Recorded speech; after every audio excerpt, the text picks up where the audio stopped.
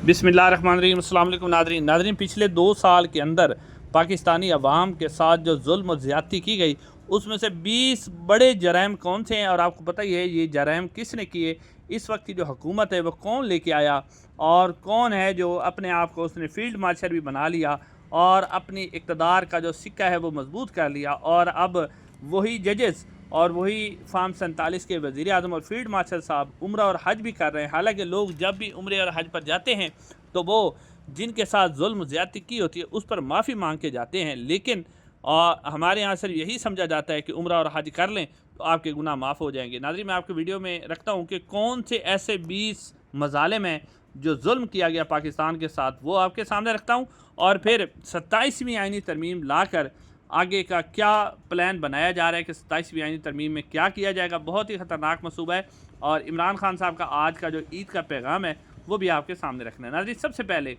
जो मौजूदा इस्टेब्लिशमेंट के 20 जुल्म हैं जो उन्होंने पाकिस्तानी अवाम के साथ किए हैं वो आपको बताते हैं। नाज़रीन, जुल्म नंबर 1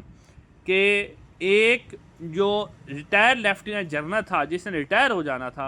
उसने अपने आप को आर्मी चीफ बनवा लिया। नंबर 1 उसने ये किया। नंबर 2, उसने जानबूझकर पाकिस्तान के आइन और कानून के मुताबिक जो पाकिस्तान की आवाम को 90 दिन के अंदर इंतखाबात का हक़ दिया था उसको छीना। नंबर 3, 9 मई को बहाना बना के पाकिस्तान तहरीक इंसाफ जो कि पाकिस्तान की आवाम की सबसे बड़ी पार्टी थी उसको क्रैक डाउन किया, उसको क्रश किया। नंबर 4, 9 मई की CCTV फुटेज चुरा कर नाज़रीन कराम असल जो साजिश थी उसके ऊपर पर्दा डाला। नंबर 5, पाकिस्तान की अदलिया को अपने सियासी हथियार के तौर पर इस्तेमाल करके पाकिस्तान तहरीक इंसाफ जो कि अवाम की सबसे मकबूल तरीन जमात है उसको ख़त्म किया। नंबर 6, अपने इदारे की मदद से अवाम का मैंडेट चोरी किया। नंबर 7, हज़ारों पाकिस्तानियों का अगवा किया जिसमें बड़ी तादाद आम शहरियों की है और उन पर जेली मुकदमा बनाकर उन्हें फौजी अदालतों में पेश किया गया। नंबर 8, इमरान खान पर मुकदमात बनाए गए जो झूठे थे और तौहीन अमेज़ मुकदमात बनाए गए जिनमें निकाह और जना के मुकदमात भी बनाए गए। नंबर 2, एक कठपुतली असम्बली बनाई गई और उसके ज़रिए गैर कानूनी जो आइनी तरमीम है वो पास करवाई गई। नंबर 10, नौजवानों को जो कि पाकिस्तानियों यानी नौजवान जो हैं उनके ख़यालात को यानी जो वो सोशल मीडिया के अपने ख़यालात करते हैं उसके ऊपर नौजवानों को अगवा किया गया, उन पर तशद्दुद किया गया, उन्हें हरासा किया गया। नंबर 11, मीडिया को खामोश करने के लिए अरबों रुपए यानी पाकिस्तान के टैक्स के पैसे जो कि पाकिस्तान की आवाम के फलाह बहबूद पर लगाने थे उसको मीडिया को खामोश करवाने के लिए अरबों रुपए लगाए गए, यानी जिसमें फायर वाल ख़रीदी गई और दूसरी किस्म के औजार इस्तेमाल किए गए, साफ़ियों को डराया धमकाया गया, कुछ साफ़ियों को पैसे दिए गए ताकि मीडिया जो है जुल्म पर आवाज़ बुलंद ना करे। नंबर 12, पाकिस्तान में मुआशी, सियासी और समाजी जो घुटन है उसको पैदा किया गया कि किसी किस्म की आपको सियासी आज़ादी नहीं है, मुआशी आज़ादी नहीं है, और पाकिस्तान के अंदर जो पाकिस्तान की मईशत है उसमें तबाह किया गया, ज़राअत तबाह की गई, पाकिस्तान के आइन और कानून को बर्बाद किया गया। उसके बाद नंबर 13, पाकिस्तान का जो आर्मी चीफ़ होता है उसने अपने जो आइनी होता था उसका गलत इस्तेमाल करते हुए एक कठपुतली हुकूमत के ज़रिए अपने आप को फील्ड मार्शल डिक्लेयर करवाया। नंबर 14, अदलिया को सियासी मकासद के लिए इस्तेमाल करके पाकिस्तान तहरीक इंसाफ और ख़ासकर इमरान खान साहब को इंसाफ से महरूम करने का घिनौना मनसूबा बनाया गया। नंबर 15, 26 नवंबर को पाकिस्तान की आवाम जो अपना आइनी हक़ इस्तेमाल करते हुए एहतजाज की गर्ज से इस्लामाबाद पहुँचे थे, जो पुरअमन एहतजाज था, उसके ऊपर अपने स्नाइपर्स और मिलिट्री और अपने सिक्योरिटी इदारों के ज़रिए मासूम लोगों पर गोलियां चलाकर तकरीबन 25 के करीब बेगुनाह लोगों को शहीद किया गया। नाज़रीन, उसके बाद नंबर 16, खैबर पख्तूनख्वा के अंदर ड्रोन हमले जारी रखे गए और मासूम बच्चों और ख़वातीन को उन ड्रोन हमलों में शहीद किया गया। नंबर 17, सिक्योरिटी के निज़ाम की तबाही की गई क्योंकि पाकिस्तान के अंदर जब आइन और कानून ख़त्म हो गया तो पाकिस्तान के अंदर अमन व अमान और सिक्योरिटी का जो निज़ाम था वो तबाह हो गया। इसी के नतीजे में 2022 के अंदर तकरीबन 2000 के करीब हमारे फ़ौजी जवान, सिक्योरिटी एहलकार शहीद हुए और तकरीबन 1500 से करीब जो पाकिस्तानी शहरी वो भी दहशतगर्दी के हमलों में शहीद हो चुके हैं। उसके बाद नाज़रीन कराम नंबर 18,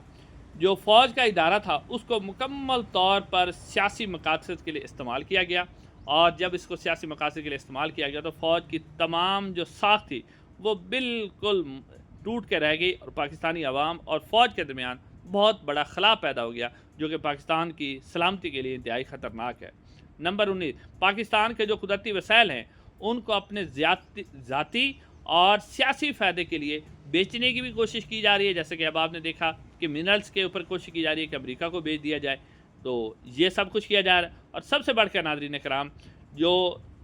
آخری اور آپ کو 20واں میں جرم بتا رہا ہوں وہ یہ ہے کہ فلسطین کے ساتھ اظہار یکجہتی کو جرم قرار دیا گیا ہے۔ جو کوئی بھی فلسطین کے ساتھ اظہار یکجہتی کرتا ہے اس کے اوپر ظلم کے پہاڑ توڑے جاتے ہیں اور اس کے اوپر ظلم کیا جاتا ہے۔ اب ناظرین کرام دوسری خبر جو عمران خان صاحب کا پیغام دینے سے پہلے ہے وہ یہ ہے کہ اب 27ویں آئینی ترمیم کے حوالے سے مکمل طور پر منصوبہ بندی کی جا رہی ہے، اور اب اس منصوبہ بندی کے اندر وہ مکروہ کردار جو کہ اسٹیبلشمنٹ کے لائے ہوئے ہیں، جس میں جسٹس امین الدین خان شامل ہیں، وہ مکروہ کردار اس میں اہم کردار ادا کریں گے۔ اور 26ویں آئینی ترمیم لانے کے لیے سب سے پہلے جو مخصوص نشستوں کا کیس ہے اس کا فیصلہ جو ہے وہ نون لیگ اور پیپلز پارٹی کے حق میں کروایا جائے گا۔ کروانے کے بعد ان کو 2/3 اکثریت جو ہے ایوان کے اندر حاصل ہو جائے گی، اور اس کے بعد 27ویں آئینی ترمیم لائی جائے گی، اور اس 27ویں آئینی ترمیم کے اندر نہ صرف جو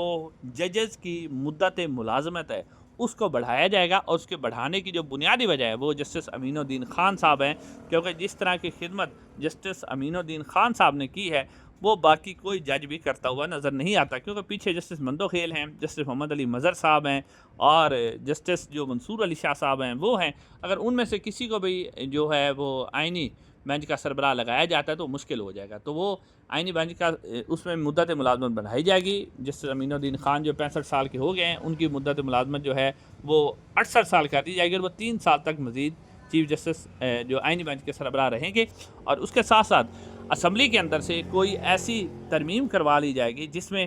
2-3 آپشن زیر غور ہیں۔ ایک تو اس اسمبلی کی مدت بڑھانے کے حوالے سے بھی غور کیا جا رہا ہے کہ اس اسمبلی کی مدت بڑھائی جائے، اور دوسرا یہ بھی غور کیا جا رہا ہے کہ فیلڈ مارشل جنرل سے منیر صاحب کو مزید اختیارات دیے جائیں، امیر المومنین ٹائپ یا صدر کی حیثیت سے کوئی نہ کوئی ایسے اختیارات دیے جائیں کہ وہ ویسے پہلے بھی وہ مکمل طور پر اسمبلی کو کنٹرول کریں، لیکن انہیں آئینی کور دیا جائے کہ وہ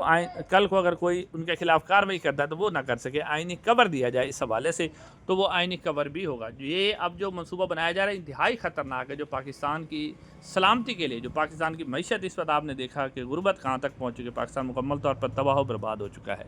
اب ناظرین آخر میں آپ کے سامنے رکھتے ہیں کہ عمران خان صاحب کا پیغام۔ عمران خان صاحب نے آج اڈیالہ جیل سے جو پیغام جاری کیا عید کے موقع پر، سب سے پہلے تو آپ کو یہ بتاتے چلیں کہ ایک طرف فیلڈ مارشل صاحب جو ہیں وہ خانہ کعبہ کے دروازے کھلا رہے ہیں، اور دوسری طرف عمران خان صاحب کو آج بھی عید کی نماز پڑھنے نہیں دی گئی۔ تو عمران خان صاحب نے اس کے اوپر پیغام دیا ہے کہ قوم جو ہے